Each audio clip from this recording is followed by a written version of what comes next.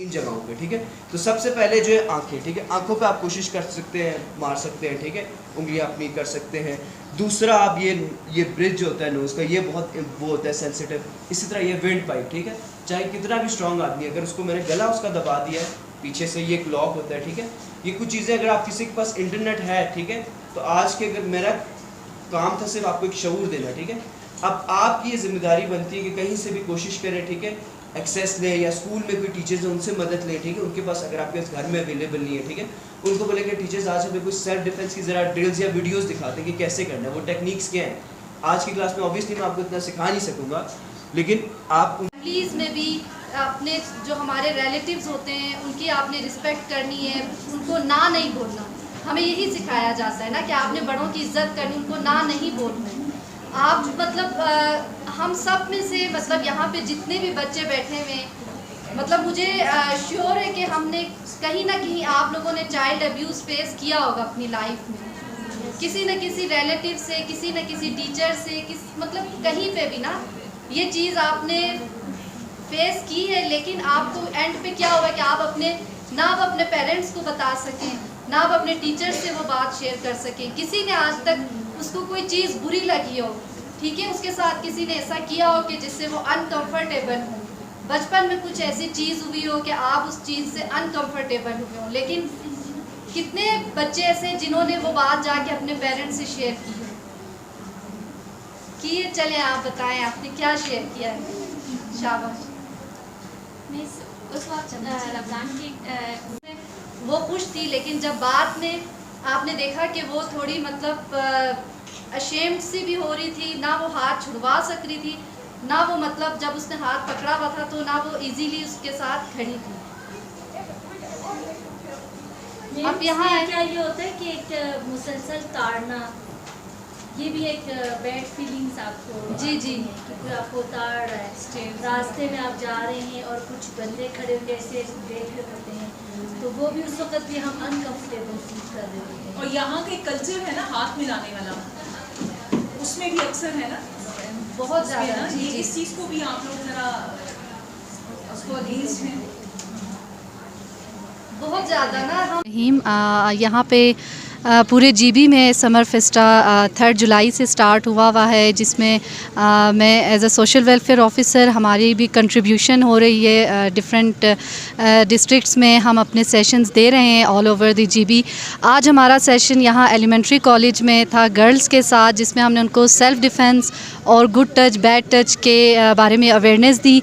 मेरे साथ resource person भी थे जिन्होंने उनको प्रैक्टिकली डिमॉन्स्ट्रेशंस दी और उसको प्रैक्टिकली उनको बताया कि आपके लाइफ में सेल्फ़ डिफेंस जो है वो कितनी उसकी इम्पोर्टेंस है, और जो हमारी 21st सेंचुरी लाइफ स्किल्स हैं इसमें भी ये सेल्फ़ डिफेंस जो है एक अहम कंपोनेंट है। तो बच्चों को इसकी अवेयरनेस दी गुड टच बैड टच के बारे में। तो वैसे तो ये बिल्कुल ECD लेवल से बच्चों को सिखाने वाली चीज़ें हैं, लेकिन अनफॉर्चुनेटली हमारे अभी एजुकेशन सिस्टम में या फिर फैमिलीज़ में भी पेरेंट्स भी इस चीज़ से इतने अवेयर नहीं हैं। तो इस चीज़ का हमने यहाँ पे स्टूडेंट्स को जो है अवेयरनेस दी, और उन्होंने फुली पार्टिसिपेशन थी तमाम स्टूडेंट्स की, और काफ़ी वो खुश थे कि हमें एक न्यू चीज़ पे हमें आज ट्रेनिंग मिली है, अवेयरनेस सेशन हुआ है, और इसको आगे भी वो अपने लाइफ में कह रहे थे कि हम जो ट्रेनिंग हमने ली है तो इसको हम आगे भी इंशाल्लाह अपनी जो लाइफ का हिस्सा बनाएंगे, और जो आज हमने इनको प्रैक्टिकली फ़िज़िकली चीज़ों में इन्वॉल्व रखा है तो उसकी प्रैक्टिस भी वो जारी रखेंगे। तो thank you so much GB government और CS साहब के, इन्होंने ये काफ़ी अच्छी अपॉर्चुनिटी दी है तमाम स्टूडेंट्स के लिए, बहुत अच्छी अपॉर्चुनिटी है ये। Thank you so much. जो मुख्तलिफ मराहिल है, सबसे पहले इसका जो फ़ेज़ आता है वो इग्निशन फ़ेज़ कहलाता है, जो इनिशियल फ़ेज़ भी कह सकते हैं, ठीक है, जिसमें जब आप हल्की सी आग कहीं पे माचिस लगा लें, वहाँ से जलना स्टार्ट हो गया, ये होता है आपका इग्निशन फ़ेज़, इनिशियल फ़ेज़। उसके बाद आता है जो नेक्स्ट जो फ़ेज़ है वो ग्रोथ का होता है। उसमें आग जो है आहिस्ता आहिस्ता बढ़ना शुरू हो जाता है। बढ़ता कब है? जब उसको वहाँ पे कोई फ्यूल मिल रहा हो, ठीक है, वहाँ उसको फ्यूल मिल रहा है, उसको ऑक्सीजन भी है, और वो आहिस्ता आहिस्ता बढ़ने की तरफ जा रहा है। इसके बाद अगला जो मरहला आता है वो फुली डेवलप्ड होता है, जिसमें तकरीबन आप बिल्कुल अपने जो क्या कहते हैं कंट्रोल से बाहर होता है, वो फुली डेवलप्ड फेज़ में होता है, और उस टाइम उसके बाद जो है वहाँ पे लास्ट जो फेज़ होता है वो डीके फेज़ कहलाता है। जब वहाँ पे आग मतलब वहाँ पे उसने जो जो चीज़ थी वो सब जला लिया, उसको जो मटेरियल अवेलेबल थे वो सब जल गया, उसके बाद वो आहिस्ता आहिस्ता वहाँ पे ख़त्म होना शुरू हो जाता है। आग लग गई, ये तमाम क्या चीज़ है जी, टेम्परेचर खुद ब खुद बढ़ जाता है, बढ़ने की वजह तो वहाँ पर क्या है, ऑक्सीजन भी है, फ्यूल भी है, तो खुद ब खुद वो आग लग जाती है। ठीक है जी, आगे आप। सर ने बताया कि 3 चीज़ों की ज़रूरत होती है, तो उसको हम एक ट्रायंगल की मदद से भी करते हैं, जिसको फायर ट्रायंगल कहते हैं। ट्रायंगल वैसे 3 ही होते हैं, तो उसमें एक होता है आपका ऑक्सीजन, और एक फ्यूल, और एक जो है सूटेबल जो टेम्परेचर है। उसके बाद ये तीनों जब आपस में मिल जाए तब वो आग वजूद में आता है।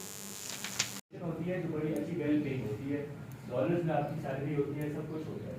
तो एक दिन उसके ऑफिस में कोई झगड़ा हो गया या कोई मसला बन गया, जिस वजह से she had to leave a job. ठीक है, उसको अपनी जॉब छोड़नी पड़ी, और जब उसने अपनी जॉब छोड़ी तो फिर उसको रियलाइज हुआ कि मेरा शौक तो माउंटेनियरिंग है, और उसने अपना शौक परस्यू किया।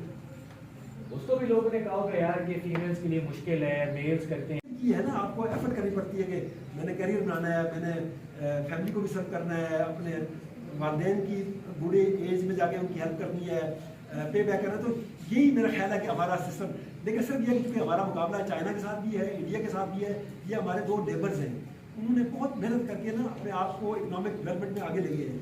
तो हमारा टारगेट यही होना चाहिए, ऐसा उलूम हासिल करें ताकि हमारी एग्रीकल्चर बेहतर हो जाए, हमारी हेल्थ बेहतर हो जाए, हमारा एनवायरनमेंट बेहतर रहे, पानियों की कमी है, इस तरह की चीज़ें।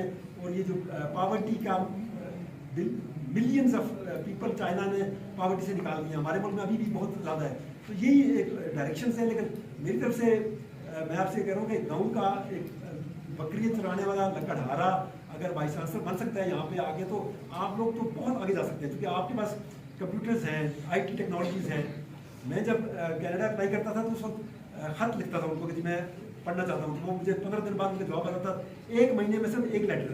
यहाँ पे अब आप इंटरनेट पे बैठते हैं, आप किसी भी यूनिवर्सिटी की वेबसाइट खोलेंगे तो आप उनको अपनी ड्रीम शेयर कर सकते हैं। मैं अभी स्कूल में हूँ, मैं 2 साल बाद अंडर ग्रेजुएट के लिए तैयार हो जाऊँगी, तो मैं क्या करना चाहती हूँ, मैं ये रहा मेरे जहन में ये है, हमारे ये टूरिज्म का एरिया है, हमारे के पहाड़ों में ये इश्यूज हैं, ये तो लोग दुनिया भर के लोग आपसे मिलना चाहेंगे, वो कहेंगे ये तो बड़ा अच्छा है हमारे। तो आप अपने दोस्त बनाएं, ऑनलाइन बच्चियों के साथ इंटरेक्ट करें, स्टूडेंट्स। हमारा आउटपुट क्या निकलेगा चीज़ों, ठीक है, हम पाकिस्तान की अपलिफ्टिंग कैसे कर सकते हैं, गिलगित बल्तिस्तान की कैसे कर सकते हैं। लेकिन मैं आपको एक बात बताऊँ, मेरा जो इस पर ओपिनियन है, अगर आप कोई भी करियर पकड़ लें और उसमें आप एक्सेल करें और ग्रो करें, आप ऑटोमेटिकली पाकिस्तान को स्ट्रेंथन करेंगे और एम्पावर करेंगे।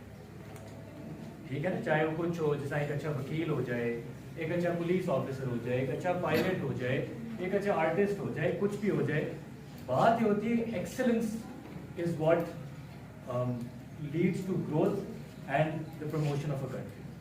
ठीक हो गया। तो अब जैसा मैं आपको बता रहा था कि अब थोड़ा मैं आपको तो एक रूटीन और रूटीन में एंजॉयमेंट रखें। 2 घंटे, आज ही 2 घंटे मैंने दोस्तों से गप लगाया। सैटरडे संडे को मैंने किताब ही नहीं खोली, मेरा ये होता है मैं फ्राइडे को नहीं पढ़ता। ठीक है, तो आप अपनी रूटीन में रिक्रिएशन भी एंजॉय करें, रोबोट्स नहीं बन जाए। रोज शाम के टाइम 45